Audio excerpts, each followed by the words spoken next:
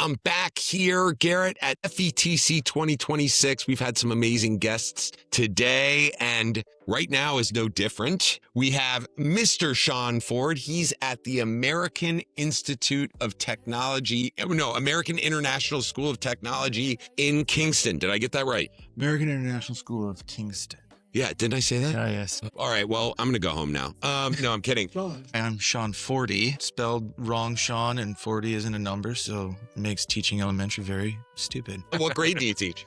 I taught grade 2 for a long time before That's- getting into tech. So I'm fresh off the boat after doing 10 years at Chadwick International in Songdo, South Korea, and now got there in July. So still learning the ropes of living in Jamaica. Got 2 littles. And then my wife does middle school math, so still wrapping my head around the systems, the setups, what routes to take. Don't tear it all down right away. Right. And I was going to ask you, like, why international? Why have you guys chose the journey of first South Korea and then now Jamaica? I was teaching in Bush, Alaska, a remote village of Russian mission for 3 years, and they pay you well up there. So Sure. I was getting my ed tech master's, so I went to volunteer in South Africa, sparked the interest, tried to get to Africa, wound up in Asia, and met my wife there. Unbelievable. So talk to us a little bit about your experience in South Korea. I'm always fascinated. I've been in education 27 years. What are the fundamental, if you could say, and I know you probably worked in an American school there? Yeah. Yeah. So what are the fundamental differences on the view of education there, as well as just the everyday practice? I mean, it was definitely a yes school, so resources aplenty, but it was predominantly Korean, so they respect education, but take it overly serious to a fault sometimes, where they had to institute a law where like 8-year-olds, my second graders, couldn't go to Hagwons or after school academies past 10 o'clock. So that in some ways is like their main school. And then you've got international school to some extent. So you've got these little kindergartners, second graders after school, and they're going to English, science, all this stuff until 10. So they could be tired the next day. There's a test that they do in Korea where they divert airplanes. Taxis are free for students. Education is very serious, but it was a yes school, very respectful. That's what. Why do you think so serious? I don't know, because they want to get everybody, and it's not even just the international schools where they're paying the big bucks. To try to get to the big schools, it's in everything. That's the main test, is to get into like the big top universities in Korea. Just to keep the family going, family name. Got it. It was crazy. Yeah. And was it a high pressure environment for you? At the start, because I went from remote fly-in village where if a bottle of booze got in, your first, second grade multi-age turned into just a safe space and a daycare per se, just to keep them there. And education gets thrown out the window. And then you go here where it's like pressure 8-year-olds who are doing multiplication past what I can do. That's why I stuck in grade 2, because math was because the content was exactly, because I could consider myself a professional in content. Yeah, I get it. No, I think just hearing your story a little bit, it sounds to me like some of the best educators, honestly, that I've met in my career have done things like Teach for America or, go across the pond and teach and things like that. So good on you, because it does provide perspective. What brings you here to FETC? I've always seen it and seen like the people that I follow. I've always gone to this one. And then now being in such good proximity, let's do it. I love it. What's the flight from Jamaica here? From Jamaica here, it was to Miami and then here. And then I have a lovely illogical flight from here to JFK. Makes sense. To Kingston. That totally makes sense. It's 3 a.m. and go to school. Yikes. I feel you, because I'm out of DC and definitely not that journey. But right after all of my interviews today, I head out. Now, shifting to Jamaica, I've spent some time in Jamaica. Love Jamaica, actually. I love the people in Jamaica. What are your first impressions as you get settled in? It's definitely a good shift, because being also expats in Korea, I've got a first grader and a pre-K. They just go to school. They don't do the after school stuff. So the pressure on starting when you're in first grade, you start seeing kids hiding fingers and second guessing where they're at, even though they're at levels. So getting my daughter out there, even though we love Korea, we love the school, we would easily go back. It's good that they're seeing a different style of school. So AISK is 340 kids. Chadwick was 1,400 kids. Wow. So getting a different feel. I grew up in a small town in Minnesota, so I like that. Gets us out of apartments. Yep. So we have a townhouse, so we're not Super cooped nice. up, and we can talk to grandma and grandpa and watch sports live and cry when all my teams lose. Vikings? And Vikings, Notre Dame, any team.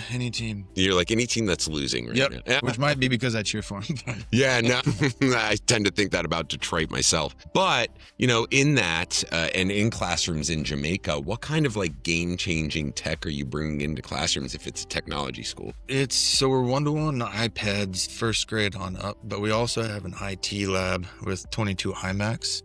So you do see both. So even like my 4-year-old son in pre-K comes up to the lab sometimes. We've got a maker space, but really trying to hone in the systems and see and really step it up instead of like a lot of times at schools, you bright and shiny. You never get to the proficient. Like, yes, and I'll take this and I'll take this. You buffet, your plate is still full at the end. No, that makes total sense. It's like, if you had I always make the statement of like, we always pile things onto teacher plates, but we never take anything away. And so teachers are kind of inundated with, here's this tech tool or here's this platform. And as the teacher, you're like, well, it does the same thing as the platform I used, last week. Why are you introducing something new? How do you, with your students in the classroom, what are some of the things you think about when you're introducing a new tech tool to them? Not really. I do a 9th grade class now, which is scary. They're a lot taller and grumpier than 8-year-olds. It's scary. So yeah. That's adjustment. Yeah. Some of them could hurt you. Yeah. 8-year-olds could do. Yeah. That's very true. That's very true. One, when it comes to like tools or apps, it's always been global collaboration, global projects, like breaking down the walls. Because when I was in Alaska, they go into Anchorage, they see a Taco Bell sign and they don't actually go there and eat, but they get excited. So they don't see the world. They can't get out or they don't. But it's the exact same in rich international schools. Like, sure, they went to Thailand. They stayed at a hoity-toity hotel and never left. No, exactly right. Yeah. So they saw what was in the hotel. Same exact breaking down the walls and getting them exposed to things, but two polar opposite styles of life. And that's the fun part. Yeah, I would imagine that's, and for your kids, I always respect that you're giving them something that they'll never forget, which is this perspective of the world, the true world. And I feel like a lot of folks, even in specifically America, only feel that America exists, don't have the understanding or outside perspective.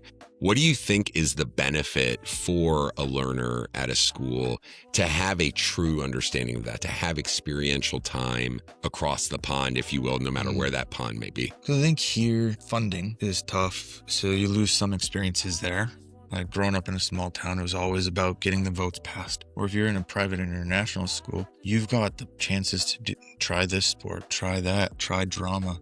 Every school kind of has their little niche. For sure. But you can do it. You're not worrying about you have to be a 3-sport athlete. You can only focus on this one. So I think the opportunities are endless. And then the volunteer work and the different organizations in those are huge because you're in areas that you can do it. Yeah. And you have permission and agency. I remember riding a bus to Minneapolis. That was about it.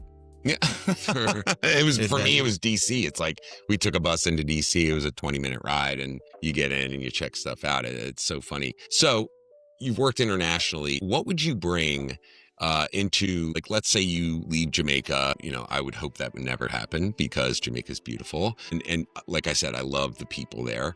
What would you bring back to an American classroom from what you've learned? I think a lot of hors d'oeuvres. I always call the bright and shiny hors d'oeuvres just so they can see it, they can play around with it. And then the ability to just stop time. Like teachers do not have time because like you said, they pile on.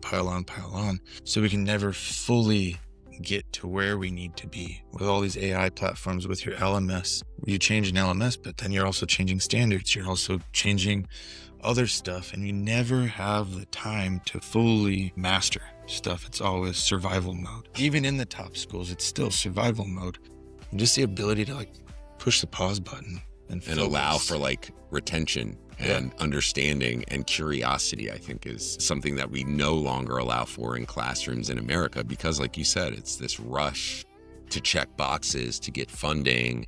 when the last piece that we think about is the actual learner in the classroom. And I think that there's so much stress to tick all those boxes that there's the F word, fun. We forget to just make learning fun. Yeah. Like, oh, we got to do this writing thing. Like, why can't they write about a unicorn monster who's saving something? Yeah. Yeah. And exercise the same skills, probably even better because they're interesting. Yeah. Yeah, no, I would absolutely agree with that. Sean, what are you excited about here at the conference? What do you got going on today and tomorrow? I've just been excited to just rekindle the friendships. Like the last US-based PD I did was 17 at ISTE in Chicago. So there's people either I saw there or on Twix. That's what I call Twitter X. Twix. I've heard that like 3 times now. So it's also good candy. Did you know Elon suspended the Twitter account? The actual Twitter account on Twitter? No. So now he's like anti-Twix, which is, Not even left or right. Just yeah. No Twix. Sean, thank you so much for your time today from FETC 2026. Sean, if you're doing amazing work, where can they find you? Are you on the webs? Are you, do you have a website? I'm on the LinkedIn. Twix, I guess. Don't really check that anymore, but yeah, LinkedIn. That's what happens when you move to Jamaica. He's like, I don't, what time is it? Where am I? I don't really, yeah, like, exactly. Like I'm supposed to be at work right now. Oh my God. No, on the real, we appreciate you coming on the show. Thank you guys so much. From Thinkering Collective and Thinkering Media, we will see y'all very soon. Bye. Yeah, so it's kind of our big mission. We run fellowships with educators across the world.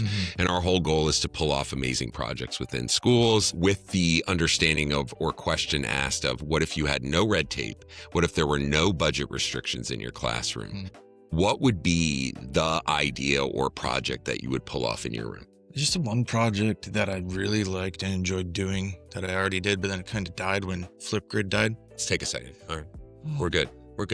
But yeah, I called it World Read Alouds. And I started implementing like fundraising. So if you're going to do a page, could you donate? Never got traction per se, but you take a book and then each page is read by someone across the world. Then I put it together in Book Creator. So it incorporates geography, it incorporates math, because then we tabulated the distance between each page. But then putting in like the foundations or stuff like Room to Read or The Water Princess, so like Georgie Bedell's Foundation to Raise Money relating to possibilities and stuff. So that was pretty cool just to see it gain traction. And now obviously it's fizzled. Let's bring it back, man. That sounds like a really cool idea. And I think the tech is even farther around being able to implement that. Would love to talk about how we could assist and help in that. That sounds amazing. Well, that just kind of stunned me in that project. Here he is all nonchalant, like, well, I was kind of doing this global read aloud project that, people got interested in. Look, I love the humbleness, but I appreciate you and the work that you've done, Sean. And yeah, from FETC 2020, we will see y'all soon. Have a great day. Toodles.